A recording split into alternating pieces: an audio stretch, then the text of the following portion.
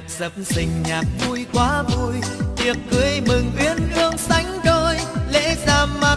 tay trong tay, chiếc nhẫn sinh kết duyên đôi mình. Cả hai họ đều tươi như hoa, thật rộn ràng là bao câu ca, lời ca chúc cho hai người phúc trăm năm